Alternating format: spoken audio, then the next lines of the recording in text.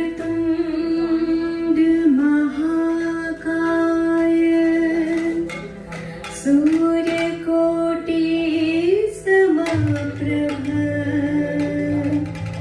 निर्विघ्नं कुरु मे देव सर्वकार्येषु सर्वदा। या देवी सर्वभूतेषु मातृरूपेण संस्थिता नमस्तस्यै नमस्तस्यै नमस्तस्यै नमो नमः। या देवी सर्वभूतेषु शक्तिरूपेण संस्थिता नमस्तस्यै नमस्तस्यै नमस्तस्यै नमो नमः। शान्ताकारं भुजगशयनं पद्मनाभं सुरेशं विश्वाधारं गगनसदृशं मेघवर्णं शुभाङ्गम् लक्ष्मीकान्तं कमलनयनं योगिभिर्ज्ञानगम्यं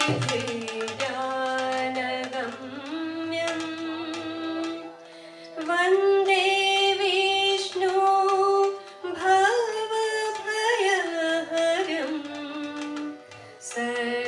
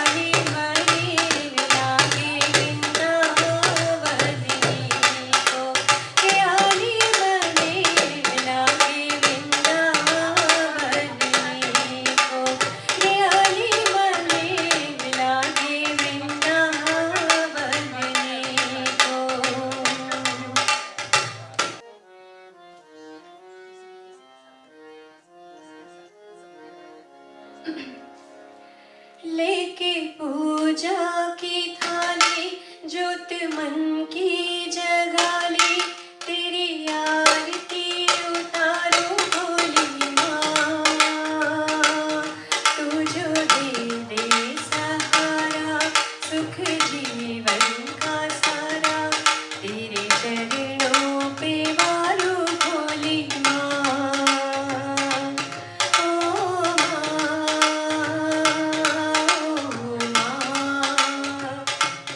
लेके पूजा की थाली, ज्योत मन की जगाली, तेरी आरती उतारो भोली माँ। तू जो दे दे सहारा, सुख जीवन का सारा, तेरे चरणों पे वारो भोली माँ। ओ माँ, धूल तेरे चरणों की लेके, माथे तिलक लगाया। धूल तेरे चरणों की लेकर, माथे तिलक लगाया। यही कामना लेकर मैया, द्वार में तेरे आया। रहूं मैं तेरा होके, तेरी पूजा में खोके, सारा जीवन गुजारो भोली माँ।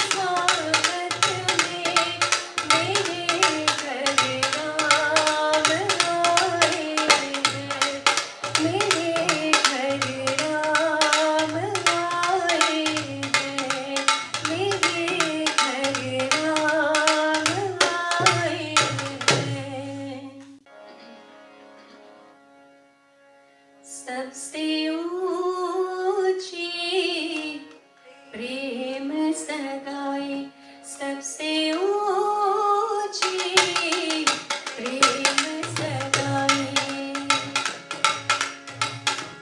सबसे ऊंची प्रेम सगाई, सबसे ऊंची प्रेम सगाई। दुर्योधन को मेवा त्यागो, दुर्योधन को मेवा त्यागो, साग विदुर घर खाई, सबसे ऊंची प्रेम सगाई, सबसे ऊंची प्रेम सगाई।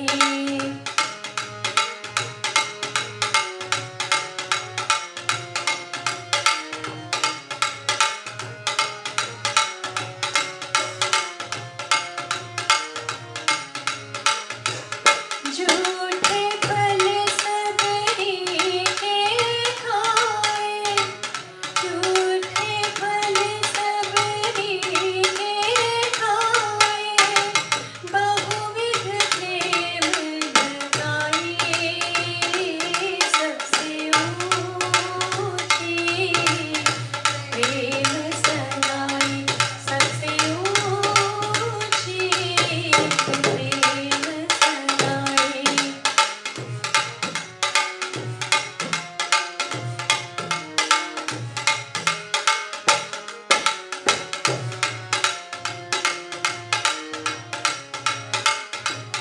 प्रेम के बस अर्जुन रथ हांक्यो, प्रेम के बस अर्जुन रथ हांक्यो, भूल गए ठकुराई, सबसे ऊंची प्रेम सगाई, सबसे ऊंची प्रेम सगाई।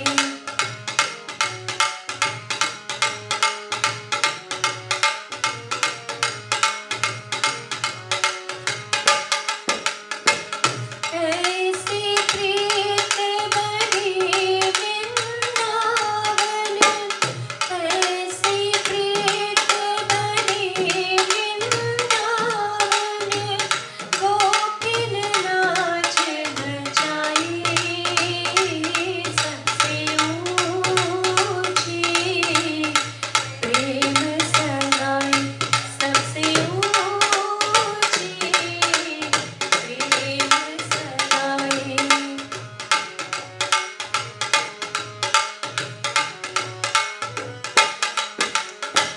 सूर्य क्रूर इस लायक नाही, सूर्य क्रूर इस लायक नाही, मेहनत करे बढ़ाई, सबसे ऊंची प्रेम सगाई, सबसे ऊंची प्रेम सगाई, सबसे ऊंची प्रेम सगाई, सबसे ऊंची प्रेम सगाई।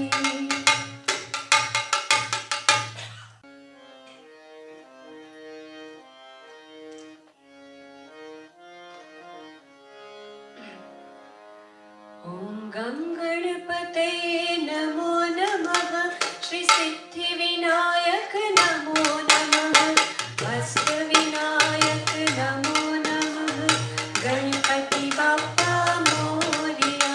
ॐ गं गणपतये नमो नमः, श्री सिद्धिविनायक नमो नमः, अष्टविनायक नमो नमः, गणपति बाप्पा मोरया। ॐ गं गणपतये नमो नमः, श्री सिद्धिविनायक नमो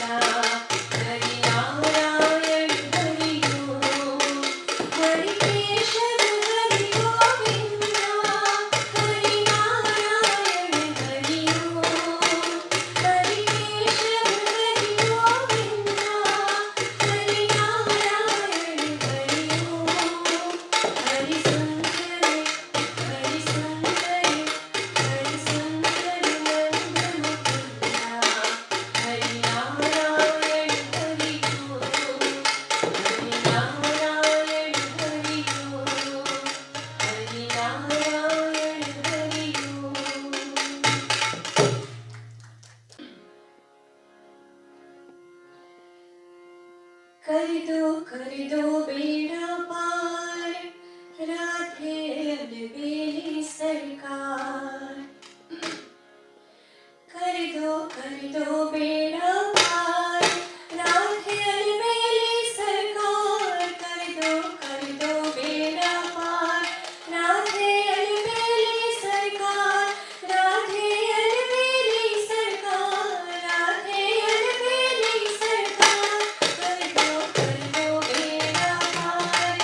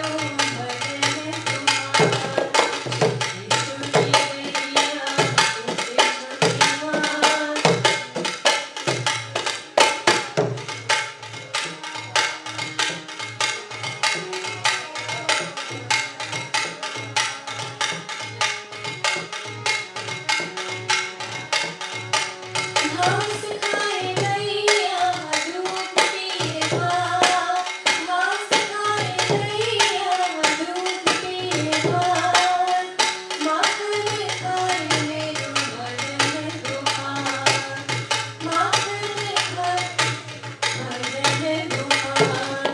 छोटी छोटी गैया छोटे छोटे घास,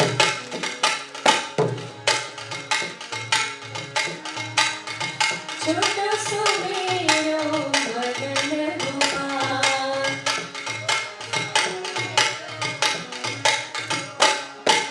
काली काली गैया गोरे गोरे घास, काली काली गैया गोरे गोरे घास, श्याम वरण मेरो भजन गोपाल, श्याम वरण मेरो भजन गोपाल।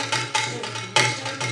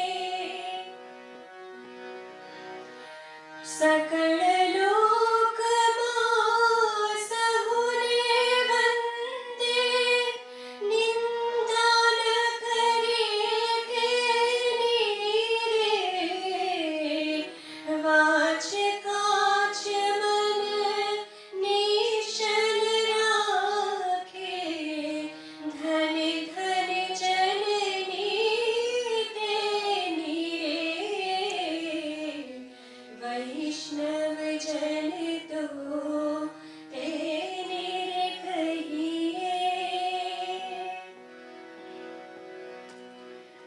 समदृष्टि ने तृष्णा त्यागी, परसृजे ने मात रे।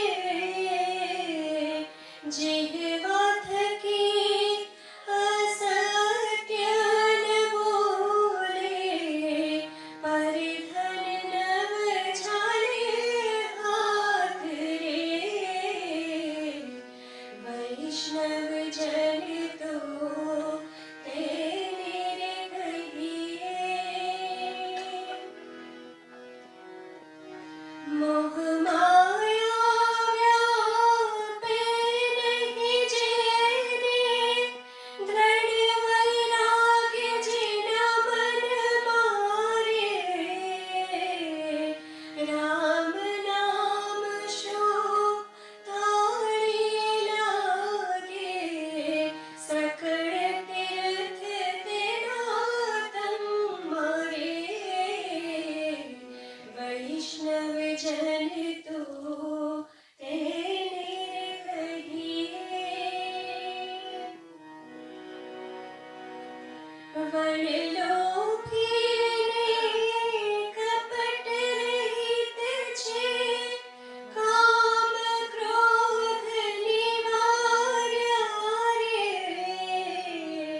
भणे नर संयुतनो दर्शन करता, कुल एको तेर तार्या रे।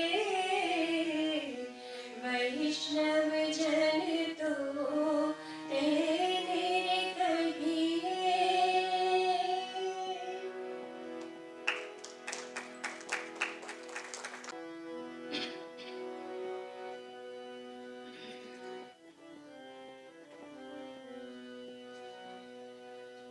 तेरा राम जी करेंगे बेड़ा पार, उदासी मन काहे को भरे।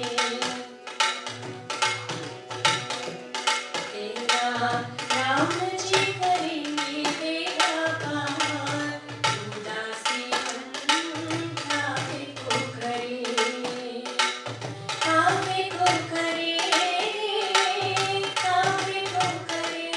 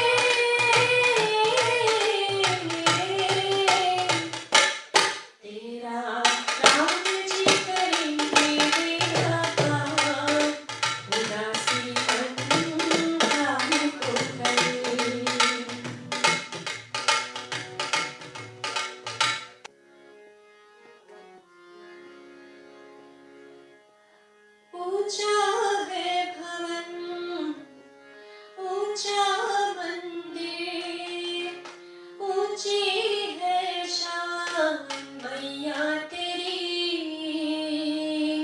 चरणों में झुके बादल भी तेरे, पर्वत पे लगे शैया तेरी, है काल रात्रि है कल्याणी, तेरी जोड़ धरा पर कोई नहीं,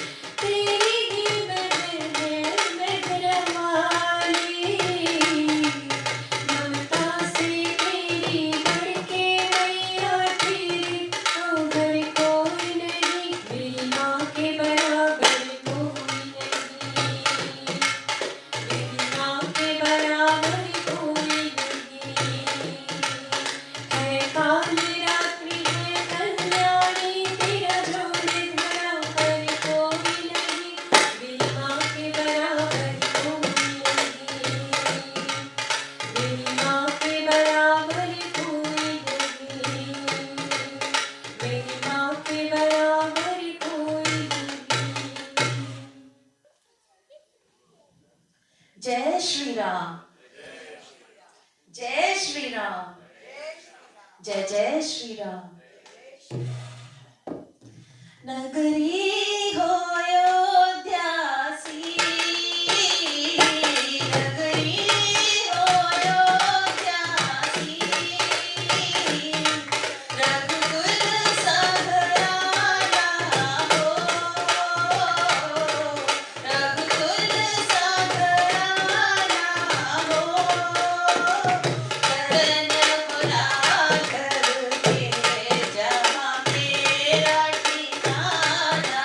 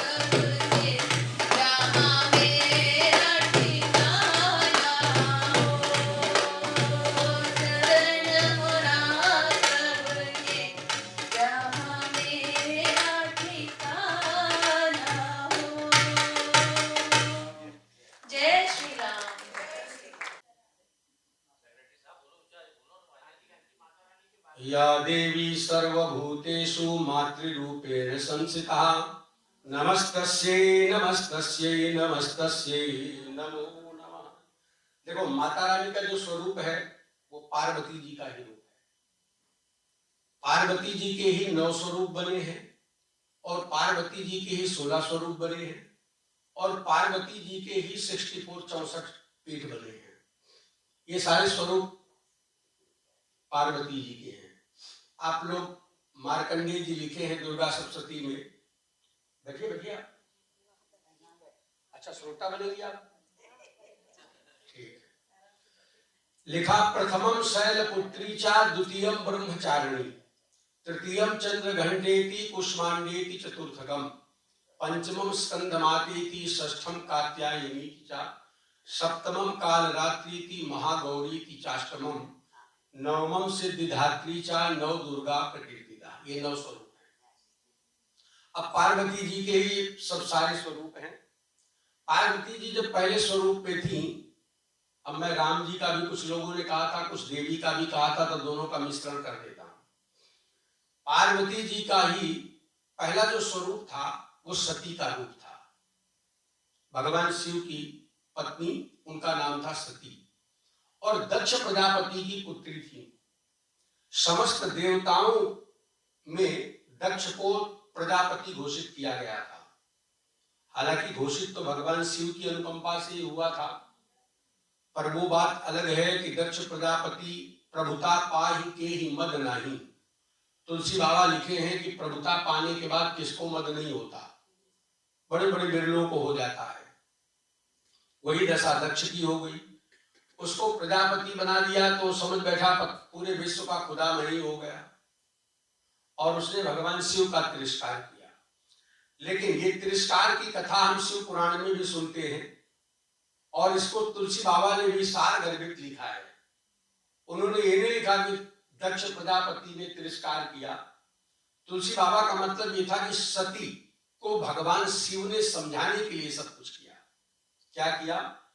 एक बार त्रेतायुग माही शंभु गए कुंभज ऋषि पानी संग। भगवान शिव त्रेता युग की घटना सुना रहे हैं। त्रेता युग में और राम जी का अवतार भी त्रेता में ही हुआ था। अब युग की बात करें तो जब गणना शुरू होती है तो सतयुग और सतयुग के बाद द्वापर, फिर त्रेता, बाद में कलयुग। लेकिन हुआ उल्टा, सतयुग के बाद त्रेता आया और त्रेता के बाद फिर द्वापर आया, फिर कलयुग आया। ऐसा इसलिए हुआ कि वशिष्ठ जी को तप करने जा रहे थे तो ब्रह्मा जी उनके पिता ने कहा, बोले कहां जा रहे हो? बोले तपस्या करने। क्या करोगे तप करके? बोले भगवान को पाऊंगा। ब्रह्मा जी ने कहा अगर मैं उपाय बता दूं बिना तप किए भगवान मिल जाए तो? और इतना ही नहीं, भगवान के तुम गुरु बन जाओगे और बिना कुछ किए। तो उन्होंने कहा वो कैसे? तो ब्रह्मा जी बोले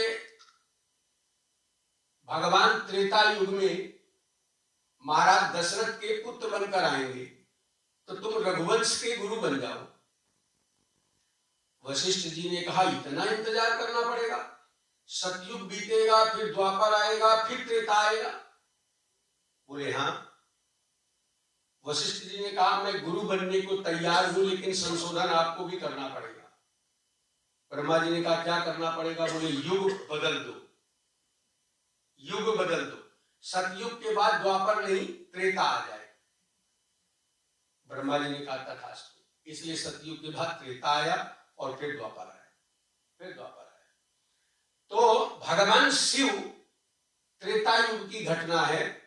कैलाश में विराजमान है भगवान शिव। अब कहां कैलाश मानसरोवर और कहां नीलगिरी पर्वत? नीचे। भगवान शिव ऊपर से नीचे उतरे। देखो इससे ये प्रेरणा मिलती है कि हम सबको ऊपर ही नहीं रहना चाहिए, नीचे भी आना चाहिए। हमेशा हम ऊपर उठ जाते हैं तो बस ऊपर ही टिके रहते हैं। नीचे नहीं आते। बड़ा बनना बहुत सरल है, लेकिन बड़ा बनकर छोटा बनना बहुत कठिन काम है। हनुमान जी का सुंदरकांड गायन कर सुनते हो, बड़े भी बनते हैं, छोटे भी बनते हैं, यही तो है। पर हम लोग जब बड़े बन जाते हैं तो छोटे नहीं बन पाते हैं। भगवान शिव कैलाश को छोड़कर नीचे आए तो किसी ने पूछा साथ में कोई और था या अकेले थे? तो उन्होंने कहा था। कौन था? बोले संग सती, संग में सती है। किसी ने कहा और कुछ परिचय है इनका, केवल इतना ही परिचय है? बोले नहीं, आगे भी परिचय है। बोले क्या है? संग सती जग जननी भवानी, जग की जननी है और वही भवानी दुर्गा है। वही भवानी दुर्गा है, साथ में वो जा रही है। संग सती, प्रिया फोन मत चलाओ। जग जननी भवानी, साथ में लेकर जा रहे हैं और पहुंचे कहां? नीलगिरी पर्वत पर, जो एक मटके से उत्पन्न हुआ है। कुंभज, कुंभ से प्रकट हुए हैं। वहां पर पहुंच गए। कुंभज ऋषि पाही। अब बोले गए किस लिए थे? तो बोले सत्संग करने के लिए, कथा सुनने। और बोले कौन सी कथा? तो बोले राम कथा। अरे राम कथा रची किसने, बनाया किसने, रचना किसने की? तो हम लोग तो देखते हैं कि गोस्वामी तुलसीदास जी ने लिखा, किसी ने कहा वाल्मीकि जी ने, किसी ने कहा बरवे रामायण, अध्यात्म रामायण, इतनी सारी अलग अलग राइटर बोले, इतने सारे रामायण शतकोटि अपारा, 100 करोड़ रामायण। तो बोले ये सब नहीं, फिर किसने रचना की? तो बोले रचि महेश निज मानस राखा। इसकी रचना भगवान शिव ने करी। तो बोले किसी भोजपत्र पे लिख के रखा था? बोले ना। फिर निज माने अपना, मानस माने मन, मंदिर, अपने मन पर लिख कर रखा। रचि महेश निज मानस राखा, मन में लिख कर रख लिया। तो बोले बाहर कैसे आई? तो बोले पाई सुसमय शिवासन भाखा।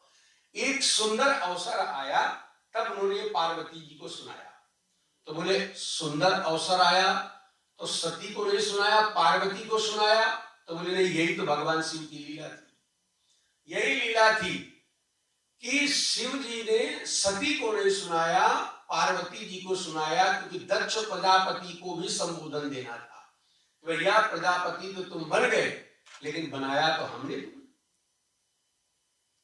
परिणाम क्या हुआ? अगस्त जी के पास जैसे पहुंचे, अब बताओ भगवान शिव जिसके रचयिता है, जिन्होंने रचना किया है, वही राम कथा सुनने आ गए। तो व्यास गद्दी पर बैठा हुआ व्यक्ति क्या करेगा? और जैसे ही भगवान शिव को देखा अगस्त जी ने, तो कथा को विश्राम दिया। स्टार्ट करने वाले थे, उसी समय में पहुंचे थे, तो फिर कथा विश्राम हुई। संग सती जग जननी भवानी। तब पूजे ऋषि, ऋषि खड़े हुए और अखिलेश्वर जानी कि ये तो त्रिलोकी नाथ है, उनका पूजन किया और पूजन करके आसन पर बिठाया। और भगवान शिव से पूछा आप आए क्यों? भगवान शिव ने कहा कथा सुनाइए। कथा सुनने आए। अगस्त जी व्यासपीठ पर विराजमान हुए और फिर राम कथा मुनि बरज बखानी, बढ़िया विधिवत राम कथा सुनाई। तो बोले सुना किसने? अब फर्क पड़ता है ना, सुनाई तो जा रही है, श्रोता भी बहुत सारे हैं, लेकिन सुन कौन रहा है? बोले शरीर यहां है, मन कहीं और है, तो कौन सुनेगा? उद्धव जी के पास यही तो था, गोपियों को समझाने के लिए उद्धव जी गए और गोपियों को ज्ञान का उपदेश कर रहे हैं। गोपियों ने कहा ठहरो, क्या सुना रहे? बोले ज्ञान, ज्ञान का उपदेश। तुम बड़े ज्ञानी हो, तुमको उन्होंने भेजा है? बोले हाँ। तो अच्छा बताओ ये उपदेश सुनता कौन है? शरीर सुनता है, तन सुनता है, मन सुनता है, कौन सुनता है? उद्धव जी ने कहा मन, इसलिए तो मनन कहा है। अध्ययन, चिंतन, मनन, निधिध्यासन, तभी तो कहा गया। इसलिए कहा मनन करो, सुनो नहीं कहा गया, मनन करो। तो मनन कौन सुनता है? बोले मन। उद्धव जी ने कहा मन सुनता है। गोपियों ने कहा तो मन कितने होते हैं? उद्धव जी ने कहा सबके पास एक ही होता है, 2 4 10 मन थोड़ी होते हैं किसी के पास, कि एक मन हमारे पास है तो एक मन गिरवी रख दिया है, एक मन पड़ोसी के पास चला गया, एक मन घर चला गया। मन तो सबके पास एक ही होता है, 2 4 तो होते नहीं, होते हैं नहीं ना, एक ही मन होता है सबके पास। किसी के पास डबल हो तो हाथ खड़ा कर दे। तो मन तो उसके पास है, तो मन सबके पास एक होता है। तो उन्होंने कहा, उद्धव जी ने कहा मन सबके पास अगर एक है तो तुम्हारा मन है कहां? ठीक वही बात श्री जानकी जी ने कही, वही बात जानकी जी ने कही और वही बात गोपियां कह रही हैं। गोपियों ने कहा उधो मन न भये 10 20, एक हतो सो गयो श्याम संग। एक था वो तो चला गया, ले गया, दूजों को अवराधे ईस। अब तुम्हारी बातों को कौन सुनेगा? जब मन ही नहीं हमारे पास तो सुनेगा कौन? तो बोले भगवान शिव के साथ जो कथा सुनने गए थे उनका मन उनके पास नहीं था, इसलिए सुनी महेश परम सुख मानी, सिर्फ शिव जी ने सुनी। तो बोले सती जी बोले नहीं सुनी, नहीं सुनी। क्यों? उनको भ्रम हो गया। क्या हुआ कि वो जो व्यासपीठ पर बैठा कथावाचक है वो ही पूजा किसकी कर रहा है? जो श्रोता आया है। तो ये कथा क्या सुनाएगा? ये तो गड़बड़ घोटाला है। अगर इसको कुछ कथा आती होती तो ये पूजा इनकी क्यों करता? पहले कथा सुनाता, बस हो गया। और वहीं से कथा सुनी महेश परम सुख मानी, और वहां कछ दिन कहां रहे मुनि ना था। कुछ दिन रहे वहीं पर और कुछ दिन के बाद मुनि सन मांग विदा त्रिपुरारी। अब मुनि से विदा मांगी, त्रिपुरासुर नामक दैत्य को मारने वाले त्रिपुरारी, और भवन गए संग दक्ष कुमारी। अब जितने विश्लेषण लगाए गए थे पहले वो सारे विश्लेषण हटा दिए, सारे हटा दिए। अब किस नाम से संबोधन किया? पिता के नाम से, दक्ष कुमारी। क्यों? जैसे पिता बुद्धि में दक्ष है ऐसे बेटी भी बुद्धि में दक्ष है, इसलिए सारे विश्लेषण हटा दिए, सिर्फ एक विश्लेषण लगाया, दक्ष कुमारी। चले भवन संग दक्ष कुमारी। अच्छा, जब भगवान शिव कथा सुनने गए थे तो कितने विश्लेषण लगाए? साहित्यिक दृष्टि से देखिए, जब भगवान शिव जा रहे, एक बार त्रेता युग माही शंभु, पहले 2 अक्षर का नाम था, गए कुंभज ऋषि माही, 2 अक्षर के बाद जैसे राम कथा मुनि बरज बखानी, सुनी महेश, एक बढ़ गया, एक अक्षर बढ़ गया, महेश परम सुख मानी, 3 हो गए। और जब कथा सुन के चले तो और विश्लेषण लग गया, मुनि सन विदा मांग त्रिपुरारी, 4 अक्षर हो गए। और जो साथ में गई थी उनकी क्या दशा थी? पूछा महाराज, जो साथ में गई थी उनका? तो पहले लगाया था संग सती जग जननी भवानी, और बाद में केवल दक्ष कुमारी। सारे विश्लेषण हटा दिए। क्यों? क्योंकि सत्संग में गए और कथा नहीं सुनी, इसलिए सारे विश्लेषण वापस ले लिए गए। और वही विश्लेषण वापस लिए गए और दक्ष कुमारी जो लिखा वो यथार्थ भी हो गया। ऐसा नहीं कि उन्होंने ऐसे लिख दिया हो ना, यथार्थ हुआ कि जैसे उसी वन में आए जिस वन में राम जी लीला कर रहे थे कि सीता जी खो गई थी और वो ढूंढ रहे थे कि हे खग मृग हे मधुकर श्रेणी, तुम देखी सीता मृग नयनी, लता पता पेड़ पत्ता चिड़िया सबसे पूछ रहे थे, और वो भी रो रो के। और ये दृश्य जब शिव जी ने देखा तो शिव जी तो प्रणाम कर लिए, और प्रणाम किया। पहले उनके उर उमगा अनुराग, हृदय में प्रेम आया कि देखो कथा का फल क्या मिला, राम जी का दर्शन। और तुलसी बाबा लिखते भी यही हैं, यही कहते हैं कि सब साधन कर, हम जो साधन करते हैं उनका उसका फल क्या है? सब साधन कर सुफल सुहावा, कि राम लखन सिय दर्शन पावा। लेकिन भरद्वाज जी तो इससे भी बड़ी बात कह देते हैं। भरत जी से कहते हैं कि आज तक आपने देखा होगा कि फल, पर फल का कोई फल होता है? फल के अंदर कोई फल होता है? गुठली होती है अगर आम खाओगे तो। पर भरद्वाज जी कहते हैं तेहि फल कर फल दरस तुम्हारा। हमारे साधनों का फल था राम लक्ष्मण का दर्शन, और राम लक्ष्मण के दर्शनों का क्या फल था? तो बोले भरत जी तुम्हारा दर्शन, तुम्हारा दर्शन ये राम लक्ष्मण के दर्शनों का फल है, उनके दर्शनों का फल है। तो ये फल का फल है, ऐसा मिलता है। तो बोलते हैं जितने साधन करते हैं उन साधनों का फल है भगवान का दर्शन करना। तो शिव जी को कथा का फल मिला, दर्शन मिला, लेकिन जिसने कथा नहीं सुनी थी उसको तो फल नहीं मिलना था ना। जो पूजा पाठ करेगा, सत्संग करेगा, मंदिर जाएगा, उसी को तो फल मिलेगा। जो कहेगा ये क्या करते हो रोज रोज का यही काम बना रखा है, उसको थोड़ी फल मिलेगा। कर्म का है, कर्म करोगे तो फल मिलेगा। अब माता जी है घर में बैठ जाती है, हम यहाँ देखते रहते कि चौकी हो रही है, आ रही है, नहीं आई, पर हम यहाँ से भेज देते हैं फल। हाँ, लेकिन वो तो अलग बात हो गई, हम भेज देते हैं, पर सबको थोड़ी भेज सकते हैं, आना पड़ेगा ना फल लेने के लिए। तो उसी तरह कहते हैं सती ने फल नहीं पाया, तो परिणाम क्या हो गया? भगवान शिव विचार कर रहे हैं कि अगर मैं जाकर उनको प्रणाम करूं तो, फिर सोचते हैं कहीं ऐसा ना हो उनकी लीला में अगर मैं जाकर प्रणाम करूंगा तो सारा संसार जान जाएगा कि जिसको भगवान शिव प्रणाम कर रहे हैं वो कोई साधारण व्यक्ति तो होगा नहीं। राम जी ने कहा अच्छा बाबा भोलेनाथ आप भी चक्कर में पड़ गए, आपको ऐसा लगता है कि आप मेरे पास आओगे तो सारा संसार मुझे जान जाएगा कि मैं ब्रह्म हूं, राम ब्रह्म परमार्थ रूपा। शिव जी ने कहा मुझे तो ऐसे ही लगता है।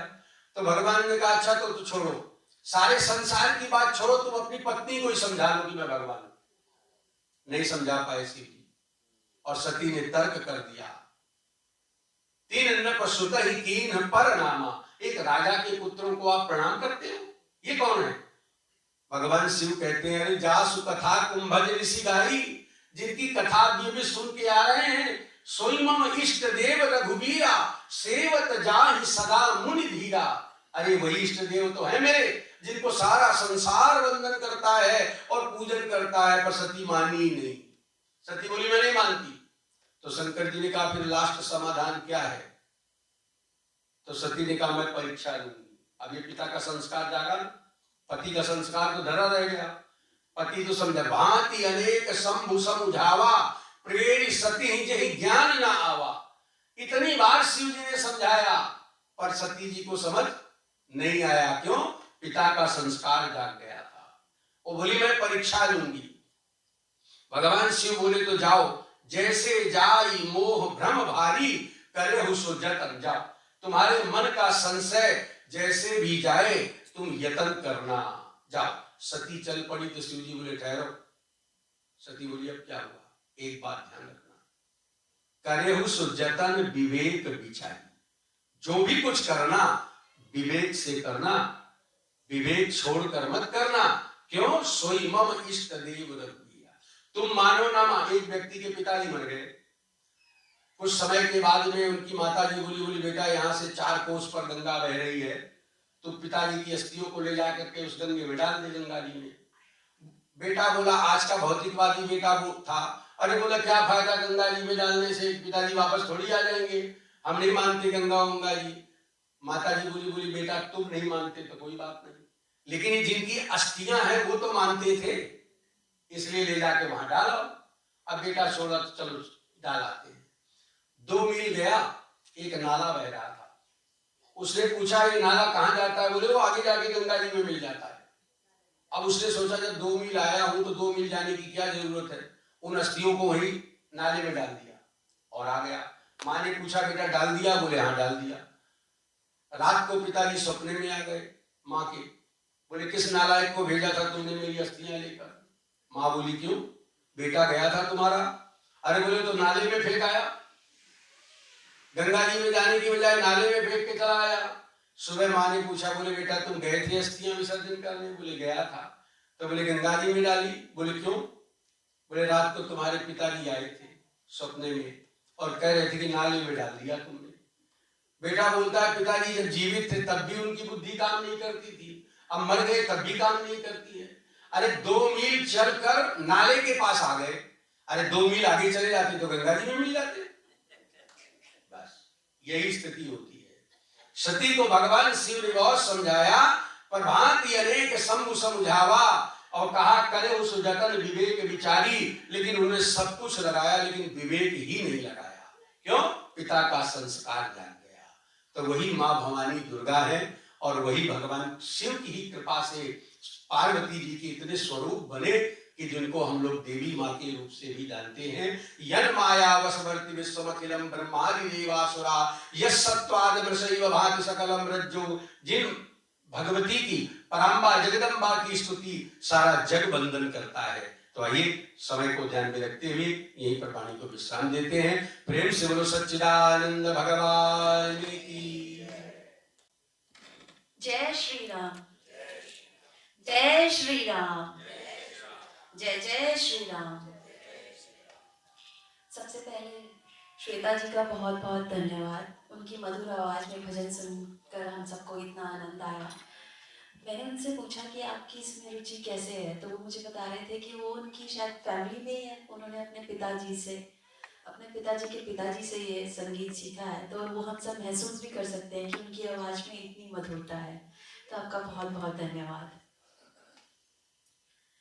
आज का दिन एक बहुत ही शुभ संयोग है। सबसे पहले तो श्वेता जी की आवाज में हमें बहुत मधुर भजन सुनने को मिले।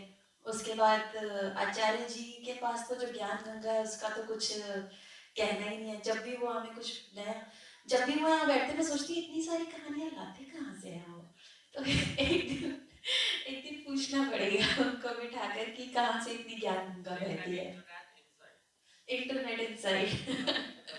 Correct correct. तो बहुत बहुत धन्यवाद।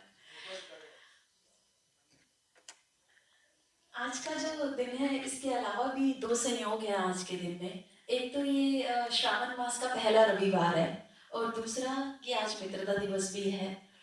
तो सबसे पहले तो मैं श्रावण मास के बारे में तो ज़्यादा नहीं कुछ कहना चाहूँगी, पर इससे जो सीख मैं समझती हूँ वो मैं आप सबके साथ साझा करना चाहूँगी। वो है कि आप सब देखते हैं कि सावन के महीने में बारिश बहुत आती है, तो उससे हमें क्या सीखने को मिलता है वो मैं जो समझती हूँ आपके साथ साझा करती हूँ। कि बादल भी हमारे साथ इतनी सारी बूंदों से हमारी प्यास को बुझाते हैं। इससे पहले कितनी ग्रीष्म ऋतु में हम सब गर्मी से परेशान होते हैं और सावन आता है तो हम सबके जीवन में एक मधुरता घुल जाती है उस मौसम के बदलाव से। तो इससे हम ये सीखते हैं कि जब सावन हमें वो बूंदे देता है तो हम में जो खुशी महसूस होती है वो एक परोपकार की भावना लेके आती है। तो हमें भी परोपकार सीखना चाहिए। लेकिन परोपकार क्या है? परोपकार क्या हम किसी को भूख लगी है उसे खाना खिला दें, वो परोपकार है? अगर हम किसी को प्यास लगी है उसे पानी पिला दें, क्या वो परोपकार है? आपको क्या लगता है, क्या ये परोपकार है? तो परोपकार है, लेकिन परोपकार करने के भाव से वो परोपकार बनता है। जैसे कि एक बार किसी ने किसी से पूछा कि परोपकार, मैं कुछ अच्छा करना चाहता हूँ तो मैं कैसे करूँ? तो उन्होंने उनको समझाया कि अच्छा करने के साथ मैं तुम्हें एक बात बताता हूँ कि सोचो कि अगर डॉक्टर के पास कोई इलाज कराने के लिए जाए और उस इलाज को करवाने के लिए डॉक्टर जो भी वहाँ पे उनको सीजर चाहिए, कटिंग के लिए जो भी चाहिए, जो भी उनके जिससे वो आपकी सर्जरी कर सके, अगर वो उसको सैनिटाइज ना करे और ऐसे ही आप पे इस्तेमाल कर दे तो वो क्या आपको फायदा देंगे? साथ में कुछ नुकसान भी देके जाएंगे ना। भले ही वो सेम डॉक्टर है, सेम प्रोसीजर फॉलो करे। तो वो इसलिए कहते हैं कि जब भाव साफ हो, भाव शुद्ध हो तो वो परोपकार बनता है। यानी कि अगर उस जैसे वो उसे सैनिटाइज करता है, हम अपने मन को सैनिटाइज करें, वो भाव को शुद्ध करें, ताकि वो परोपकार बन सके। तो इस सावन महीने में आप सबसे मेरा अनुरोध है कि हम परोपकार को परोपकार के भाव से करें। तो सावन महीने की बहुत बहुत बधाई। इसके साथ साथ मित्रता दिवस की भी सबको बहुत बहुत बधाई।